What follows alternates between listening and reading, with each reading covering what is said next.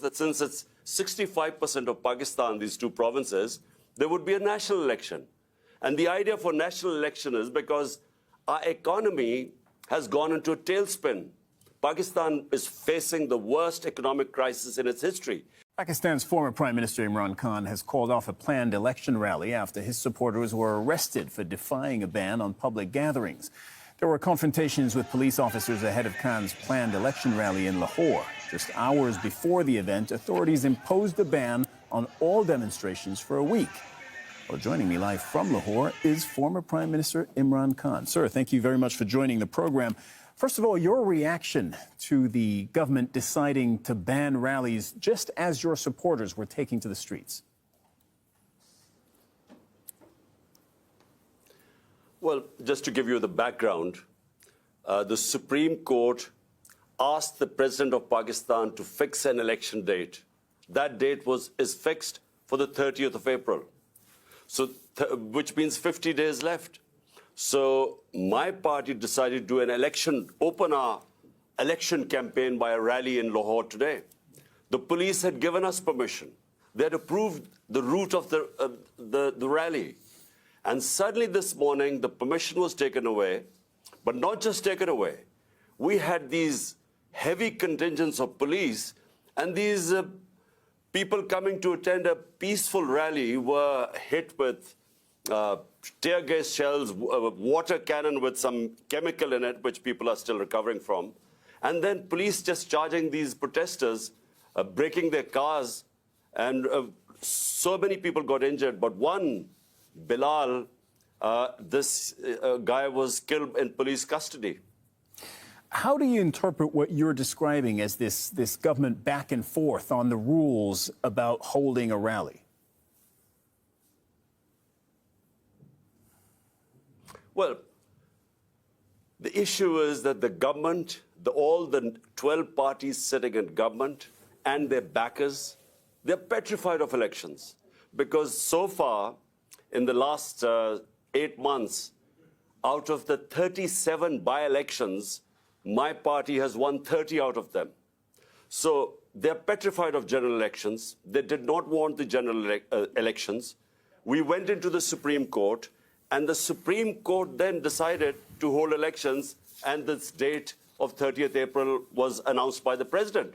So we were just going according to our schedule to start our election campaign. But it is clear that the government does not want election. The parties sitting in the government, they want to get out of the election. So my worry is that the idea was to create a law and order situation today, and we really restrained our workers. We called off the rally because we were scared that there would be people killed, and that would be used as a pretext to get out of the elections. Some might answer that while the government is perhaps afraid of the upcoming elections, you're also afraid of complying with judicial rules. Police did show up at your house in Lahore only a few days ago to arrest you, to compel you to show up in court, and you evaded arrest. Well, let me tell you something. So far, there are 76 cases against me. I'm charged for terrorism, charged for blasphemy, charged for sedition in these 77 cases. And these cases have been made in the last few months. So I've been going from one courtroom to the other.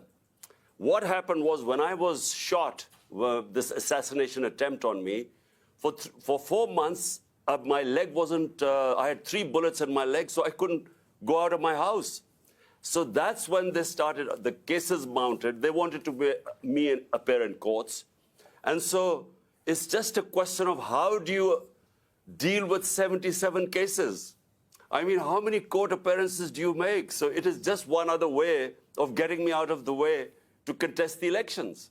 So they want either to imprison me or to disqualify me because they are scared that my party, thanks to the Almighty, is one of the most popular party in Pakistan's history. So because they're scared, that's why they're trying to find ways either to get out of elections or get me out of the way. There are provincial elections, as you mentioned, in April, and then national elections later this year. If they both go ahead as scheduled, can you legitimately run in national elections if, as you say, there are 70-plus cases currently pending against you? All the cases, I'm afraid, are frivolous. Whenever they go into a court of law, these cases will be dismissed. Now imagine, I just give you an example. There's a terrorism. I'm supposed to have committed Sir, terrorism. sorry to interrupt, but and if what that's is the case, and if that's why, if that's what you there believe, was why a- didn't you show up in court?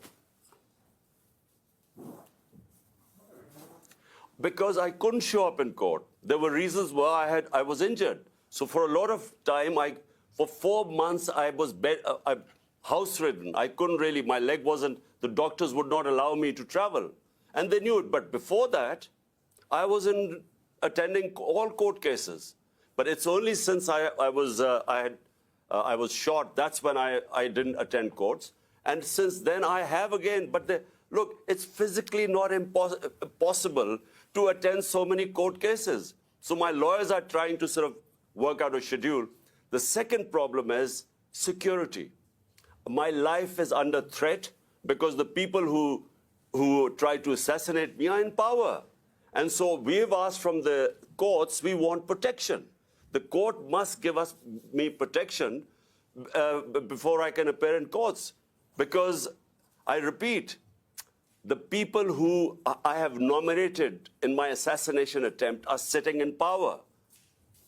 Right. And just for our viewers, I want to make clear that they deny that, including the Prime Minister, who said he has nothing to do with the shooting against you late last year. How do you see the rest of this year playing out for you with these 2 elections coming up?